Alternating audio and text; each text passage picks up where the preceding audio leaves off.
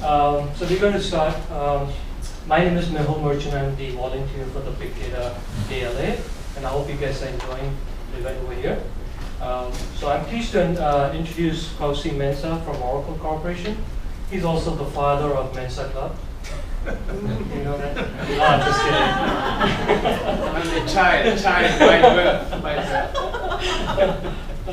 Oracle means that. So. Anyway, so Kuassi is the director of product management in at Oracle, and his scope is to include Java framework for Oracle database, Hadoop, Spark, and Flink integration with the Oracle database, and the JavaScript with the Oracle database. So he is a graduate MS in computer science from the Programming Institute of University of Paris, beautiful place. And he's also a frequent speaker, actually, at a lot of events, IT events, Oracle Open World, Oracle Java 1, Sangam, and many throughout the world. So, actually, we have a very interesting topic today. As you know, there's a big, huge install of Oracle, right? And he's going to talk about that and talk a little bit about the master data management probably, and how we can integrate within Hadoop and Spark and all that too. So. The topic, he's going to talk about turning the relational database tables into Hadoop DataSource, but he does have some information also on Spark too. So if you want to talk to him after the this presentation, you can. Anyway, so please join me to welcome Kuassi Mensah. Thank you. Thank you. Thank you very much. So this is my first time here, and I hope I'll come back if you like it. So this is a disclaimer in case I talk about something I was not supposed to talk about. For example, future products that might never materialize. You never know. This is my bio. He already discussed it, so I'm not gonna spend time on that one. You can follow me on Twitter if you like. Very good. Okay, so this is the agenda. Go quickly through the requirements. Why are we doing that? Why are we turning Oracle database tables into Hadoop DataSource? Why do you want to do that? And then how do you do that? What are the opportunities, the interface in Hadoop that we can use to achieve that functionality? And then I'll discuss a little bit our implementation. How are we making sure that we have fast, direct and parallel access to the Oracle table from Hadoop. And then I'll spend hopefully the rest of the time showing you, through demo. So I have a VirtualBox on my machine. On that VirtualBox, and this is something you can get on the Oracle Technology Network. It has the database, it has Hadoop, it has everything you need to run the same script. Even the scripts that I will show you are on that VBox image. So everything you need. Okay, so this is the requirement. So when you do big data analytics, and this is the typical question your this director of sales might ask you, hey, you guys, the big data people, can you tell me which of our products got a rating of 4 or higher on social media in the last quarter? Okay, so to answer that question, you need big data, of course, because that's where most things are happening. But you also need master data. This is where you keep your products or customers. You don't keep products or catalog on Hadoop. You can, but most of the time in any corporation, in any enterprise, customer, product, those are master data, and those are defined for the company. Every application in the company, they share that same definition. So you don't want to have a different copy for Hadoop and a different one for the other, other applications.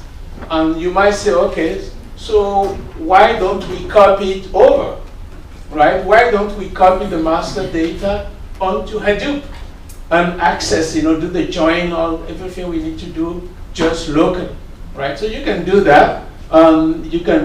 This is usually called ETL copy. You pre-plan. You need to plan ahead what you want to copy, when you want to copy it. But the problem is, as soon as you copy, it's already obsolete. because it keeps changing, right? Master data are not frozen, keeps adding new products, new things, changing stuff. So to tell you the truth, when I present this to customers, they say, oh, that's exactly what we need, because we keep copying every hour. We copy over to Hadoop every hour. So that's a lot of hassle, right? Anyway, you can do that. There are products that you can use to achieve that. The open source Scoop is well known to do that. Or if you want, you can use the Oracle software to do that. I'm not selling anything, I'm just saying it's there. So that's one approach. But the other approach, which is what I'm going to be presenting, is you don't copy other, you just leave data where it is, so you can do ad hoc query. It's always current, and you can access it, using any interface, not just queries, but even APIs. You can use some Hadoop APIs to access it, and you benefit from all the Oracle database securities, blah, blah, blah, blah. Okay, so that's called the Oracle DataSource or Hadoop. Okay, so now this is not a proprietary implementation, and this is the type of dummy query you might be able to do using this implementation. So now the opportunity, this is Hadoop 2.x. So Hadoop 2.x, the main difference is you no longer has one compute model, which was MapReduce. Remember when Hadoop started, we had MapReduce, and that was all you have on your Hadoop cluster. So MapReduce will use the entire Hadoop cluster. So now we move to a more advanced architecture. So Hadoop 2.x, you can have MapReduce, you can still have MapReduce, and it's still good for some use cases. If you want me, I can talk about that. And then you have some other implementation. You can have machine learning, you can have some query engines, such as Hive, etc., etc. So the principle is you can have multiple jobs going on, and they will share the same cluster. Everybody share the same cluster. Okay, then you need somebody to manage the resources. That's called Yarn. And then you need some interfaces, to know where data is, to allocate the resources. How do I access the data? So those interfaces know how to access those data. And this is the opportunity we're going to be using. There is something called external table defined in Hadoop. It's a standard thing. It's not a proprietary implementation by Oracle. It's a standard mechanism. So what we have done is implement this external table interface for the Oracle database. Okay, and it's called storage format. Okay, you cannot see it from the back, but it's on my slide. If you download the slide, you will have it. But if you go to Apache org, Confluence display, it's called storage handler. This is the interface. So we've implemented all those classes, the input format, the output format, the service. So we've implemented all those. Okay. So my presentation is about this implementation. How this implementation gives you fast, direct, and parallel access to Oracle while not moving data. We don't move data. And it's not like JDBC where you pull data. No, we rewrite queries. Okay, so I'll explain all those during the course of the presentation. The main thing to remember is you need to create in your Hive, in the Hive repository, something called external table. Okay, and then when you say stored by, it will tell Hive this table is not local, it's remote. And then this is the class. This is the Java class. Hadoop is written in Java, so this Java class knows how to access that external table. And here are some specifications. Here are some details. For example, this is the real table in the Oracle database, and we can add more. How do you access it? The username, password, or Kerberos access, etc., etc. So that's the main declaration. That you need to have that declaration first. Okay. Now I'm going to spend the rest of the time going quickly through the slide and spending the rest of the time on showing you, the default. So we have 9 minutes already, so okay. So this is the implementation. You can see this is hcatLog, and we have the storage handler here. We have the input format, the output format, the series. This is the Oracle database. Okay. So how does it work? In order to access the table, one table, in parallel from Hadoop, because if you don't do parallel access, you defeat the purpose of Hadoop, right? Hadoop is multiple people doing the same job. If one guy can do the job in 1 hour, 60 people can do the same job in 1 minute, and 3,600 people can do the same job in 1 second. So we need to provide a mechanism to give you parallel access to that same Oracle table from multiple Hadoop tasks. So for that, there is something called the split pattern. Split pattern tells you how do you dynamically split your Oracle table, not physically, dynamically, to access it in parallel by multiple Hadoop jobs. So if you don't say anything by default, it's a single splitter, which means only one task will access the table. That's not really good. You don't have any parallel access. If you use row splitter, you can say, okay, my table has 10 million rows, and I probably will have 10 tasks, Hadoop tasks accessing that table. So I want to give each task 1 million rows to process. So that we split the table dynamically in 10, and each task will access only his bucket. You can use block splitter. You can say number of blocks. This is, you process 10,000 blocks, the other guy process 10,000 blocks, etc., etc. If your table is partitioned, I'm talking about the Oracle table, you can say, my table is partitioned, so I want each task to access one partition. So the splitter here will be the partition splitter. Or you can come up with your own splitter. We give you the possibility to say, okay, I'm going to compute the split using my own defined queries. You can say what it is, whatever. We give you the possibilities. These are what we have today. Okay, so here is the complete declaration of my table. I say this is my XML table, those are the columns. You don't have to use all the columns. You can only specify the column you will need in your query. Okay, those are the columns I need. This is the storage class. This is our implementation. This is the Oracle implementation of the storage handle interface.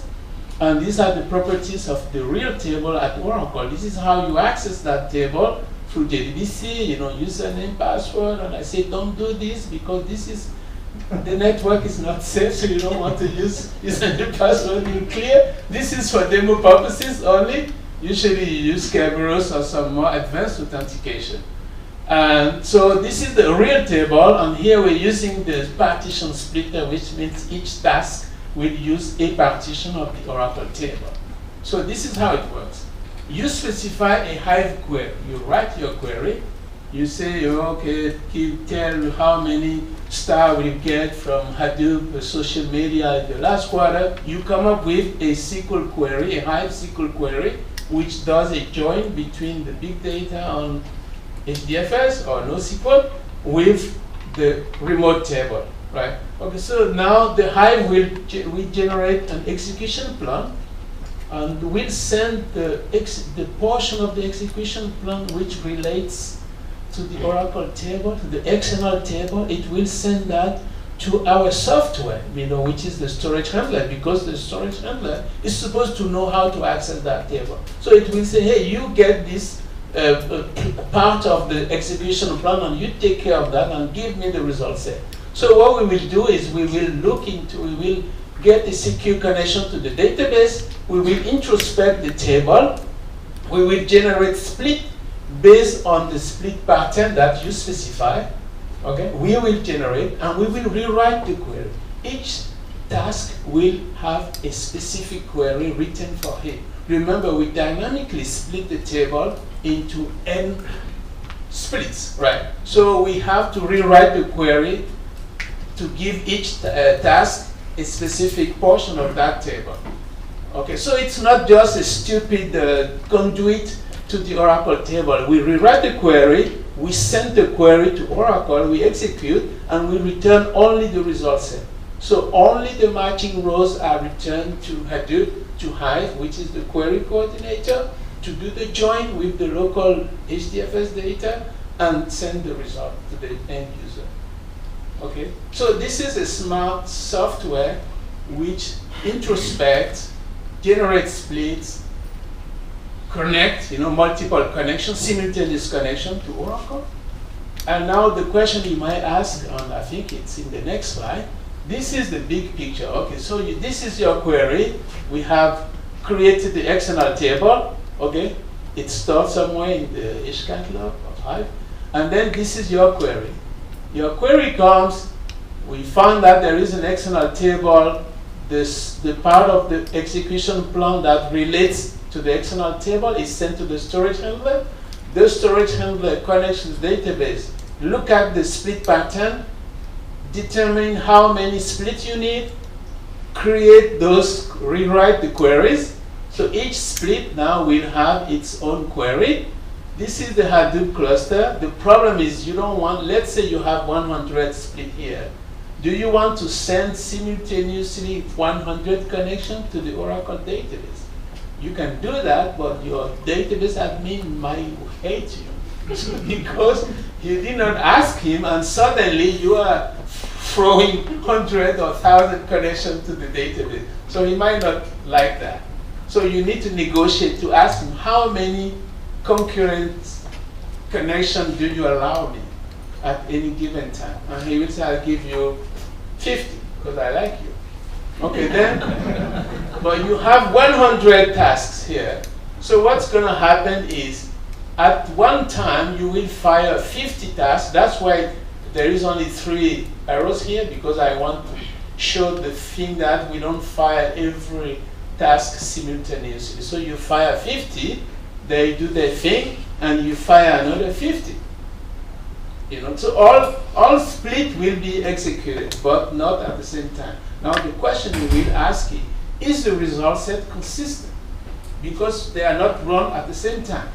And that's where we use something in Oracle, I think it's here, something in Oracle called the system commit number. And this is very important because it gives you the result of your query at the time that your query was issued, not at the time when it is executed. So we can go back in time and found what was the result, what was the value of each of the rows of the table at the time when the query was issued, meaning at the time where we created the splits. Right? Okay, so that's how it works. And now I'll go quickly through some of the enhancement we've done and then spend the rest of the time on the demo. So, okay, we've done a lot of things in terms of performance, scalability, resource management, security, blah, blah, blah. Okay, so in terms of performance, okay, we exploit the Hadoop cluster on database server. I already talked about the split pattern. In the driver, we have hooks in the driver to avoid double conversion. Remember, this is SQL, and this is Hadoop. In between, there is Java. So you have to go from SQL types to Java types to Hadoop types. That's double conversion. So we have hooks in the driver to avoid that. So we have something called writable Hadoop types, and we got row bytes from the driver. So the driver does not do any conversion. It gives us row bytes, and we convert into Hadoop types. Connection caching, we don't shut down the connection once you're done. You leave it around for the next task to come in.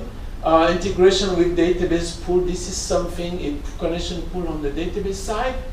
Remember, we say we don't want to flood the database with 100 connections. We want to flood it with 50 at the time. Where this is a pool on the database side where you can size this pool to 50 connections, and then we will only use 50 because you size the connection to maximum 50. And that's on the database side. So multiple nodes from the Hadoop node can access the database sharing the same pool. Projection, column projection. You don't have to use all the columns in the Oracle table. You only use the column that you need. Predicate push down, I'll show you in the demo. If there is a where clause, we push down the where clause. Okay, partition pruning. If your query against the Oracle table, which is a subquery of your Hive complete query. If that query does not require all the partitions, we generate a queries which only use the partitions that are useful to satisfy the query. That's called partition tuning. It's a well-known term in the in the industry. Okay, so those are the things we've done. Resource management. This is how you can limit the max connection. Even on Hadoop, you can limit the number of tasks. You can do the same in Spark. So I did not talk about the Spark. We're working on the same thing I'm presenting you here on Spark, and also on Flink. You know, all the big data frameworks that need to access Oracle, they have the same problem. I mean, the same requirement, which is, you know, let me access the data, but I don't want to ship data to Hadoop, and I don't want to copy. Give me a smarter way to access that and do my join on the Hadoop or the Spark. You know, most of the processing is happening on Hadoop or Spark, right? So Oracle is just, I will say, small repository where you need some data. You don't need all data from Oracle, right? Okay, and this is output format is you can write back. You know, you can write back into the Oracle table, which is another external table, the result of this query. Okay, this complete query, which is also using some external table. So this is double external table using. Okay, very quickly, this is the summary, and then I think I will have at least 10 minutes to go through the demo. Yeah, we have almost 10 minutes. Okay, so this is it. So you can see all sort of things. Read consistent, writing back to Oracle. It's free if you have the Oracle Big Data Appliance. If not, you can get it.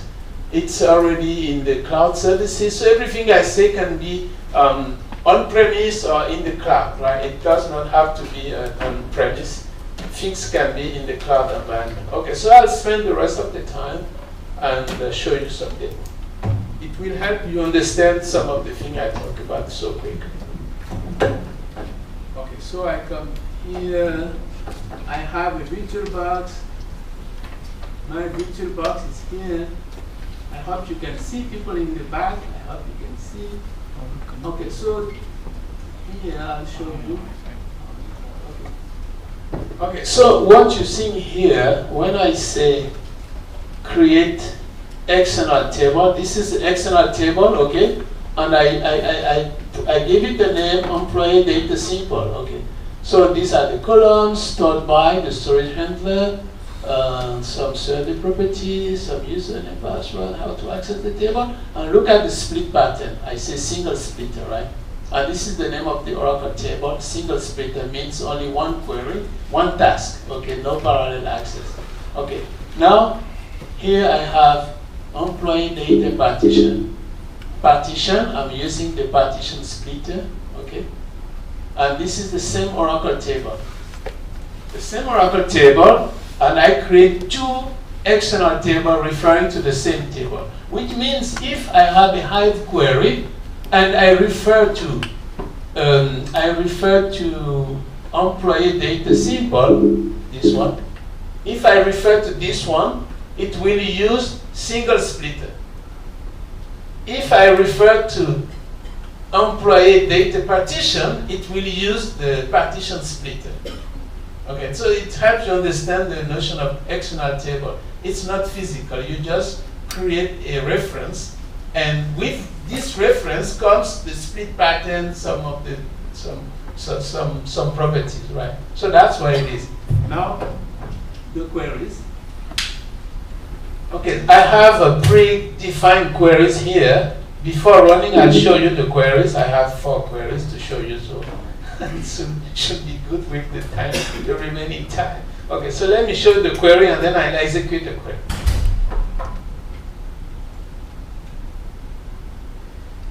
Okay, so the script, you can run the script with a Hive or with a Hive Spark query. This is the query. It's here. It's called select first name, last name from employee data simple. Remember? Employee data simple. And this is the where clause. Okay.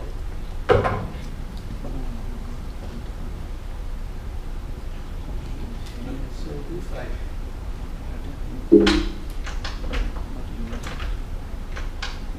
Okay, don't look at the performance because this is everything is running on VirtualBox. I have the database, Hadoop, everything, so it's not does not make sense. But it just gives you it's functional, right? This is functional testing. Okay, so what happened is that the storage handler introspect the table, look at the query, look at the definition of the table, and rewrite the query for Oracle. Because the Hive SQL statements are not identical to the Oracle SQL dialect, so we have to rewrite. And we rewrite not just for the grammar, we rewrite also because we have the split pattern and we have to rewrite for each task, right? We rewrite the query for each task. Here, it's only one task, so there is no big deal. And you can see that we've pushed down the predicate. This is the predicate that we push down to Oracle. So Oracle only return one row, and we give it back to Hadoop. Okay, so let me show another one.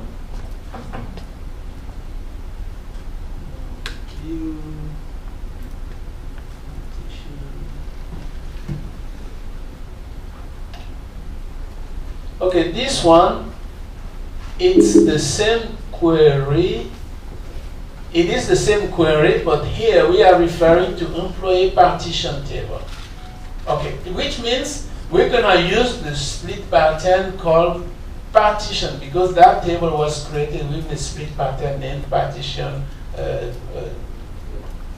pattern, right? Okay, so I'll execute. In the previous example, only one task was fired, right? So here we will see how many tasks were fired. You know, it's gonna give us the statistics here. The log. So what was happening is it introspects, found that the table had the real database table has 5 partitions. And the split pattern is partition splitter, and it creates 5 splits. So 5 tasks were run, you know, when we spoke. But it only returned one row, right? Okay, now let me show you another query with another approach.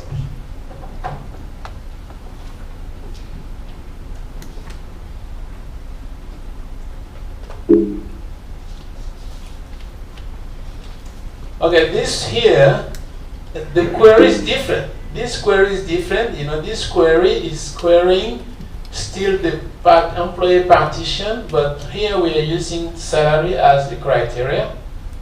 Okay, why are we using the salary? Because the table is partitioned on salary.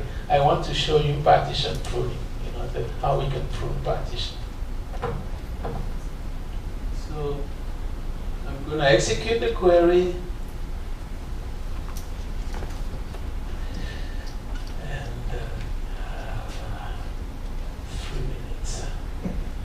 Okay, so it should work. It's gonna, I mean, I can tell you what's gonna happen, but let's see. Yeah, oh, you have an enter. I think I did. No. No, I did not? No. Man, thank you. You want me to 30 seconds. Okay, so things to notice. Hive translates into MapReduce, you know.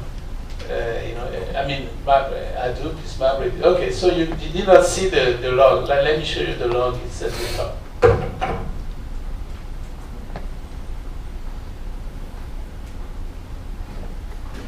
Okay, so the log, it shows only one split was generated, meaning only one task. Why? Because with this where closed, only one partition was enough to satisfy the query. You know, the salary range was exactly in the range of that partition, right? Okay, so these are the optimization we have made. You know, we've made a lot of performance optimization to make sure that it's fast, direct, and we don't move out, we don't pull data. You know, I have one more to show you the output query, but it does not tell you much. It shows how we can write back into Oracle table, right? Okay, so I have 2 minutes to answer 1 or 2 questions. Anybody? Yeah, go ahead. when you run queries, analytical queries on Oracle table directly, do you think the impact would be there on the transaction table? We do not touch the Oracle table. We do not alter anything. No. Everything I show here is dynamic, and it's just, we don't touch the Oracle database table. But the query is running on the Oracle table, right? Sure, but it's just query, right? We don't alter the table. And when I say partition the table, it's dynamic, it's only in memory. We're not touching the structure of the table. No, we're not touching. I guarantee you, we're not touching the table. Okay. Another question? Any more questions? All right, one last.